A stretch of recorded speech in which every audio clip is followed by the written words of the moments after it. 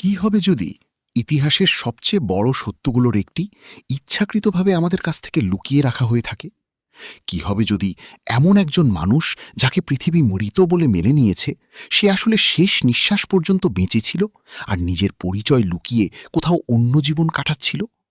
এই গল্প সুভাষচন্দ্র বোসের, এমন একজন নেতার যার নাম শুনলেই আজও দেশপ্রেমের আগুন জ্বলে ওঠে, কিন্তু তার জীবনের সবচেয়ে বড় অধ্যায় আজও এক রহস্য হয়ে আমাদের সামনে দাঁড়িয়ে আছে।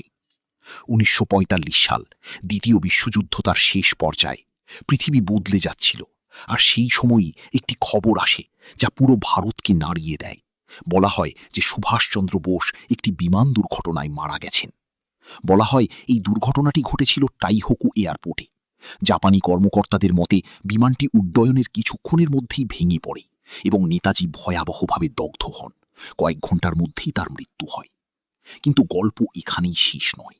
সবচেয়ে বড় প্রশ্ন হলো, যদি নেতাজির মৃত্যু হয়ে থাকে, তাহলে তার দেহ ভারতে আনা হলো না কেন? কেন আজ পর্যন্ত তার শেষকৃত্যের কোনো নির্দিষ্ট প্রমাণ পাওয়া যায়নি? বলা হয় তার অস্থি জাপানের রিনকুজি টেম্পেলে সংরক্ষিত আছে, কিন্তু সেগুলো সত্যি নেতাজির কিনা তা নিয়ে আজও। কারণ আমরা যতই এই রহস্যকে বোঝার চেষ্টা করি, ততই এটি আরও জটিল হয়ে ওঠে। অনেক সাক্ষী দাবি করেছেন যে তারা সুভাষচন্দ্র বোসকে ১৯৪৫ সালের পরেও জীবিত দেখেছেন। কেউ বলেছেন তিনি রাশিয়ায় ছিলেন, কেউ বলেছেন চীনে, আর কিছু রিপোর্ট তো এটাও বলেছে যে তিনি ভারতে ফিরে এসেছিলেন, কিন্তু নিজের পরিচয় গোপন করে। সরকারি নথিতেও এমন অনেক দলিল পাওয়া গেছে যেগুলো বহু বছর ধরে গোপন রাখা হয়েছিল। যখন এই ফাইলগুলো প্রকাশ্যে আসে, তখন সেগুলো সত্যকে পরিষ্কার করার বদলে আরও বেশি প্রশ্ন তুলে দেয়। কেন কিছু নথি এত বছর ধরে লুকিয়ে রাখা হয়েছিল? সেগুলোর মধ্যে কি এমন কিছু ছিল যা দেশের সামনে আনা সম্ভব ছিল না?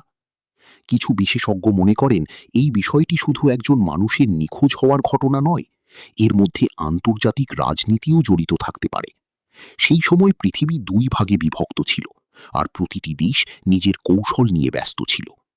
যদি নেতাজি সত্যিই সোভিয়েত ইউনিয়নে পৌঁছেছিলেন, তাহলে কি তাকে সেখানে আটকে রাখা হয়েছিল? তিনি কি কোনো গোপন চুক্তির অংশ হয়ে গিয়েছিলেন, নাকি তাকে চিরতরে চুপ করিয়ে দেওয়া হয়েছিল? এই প্রশ্নগুলোর কোনো স্পষ্ট উত্তর আজও পাওয়া যায়নি। গুমনামি বাবার গল্পও এখানেই শেষ হয় না।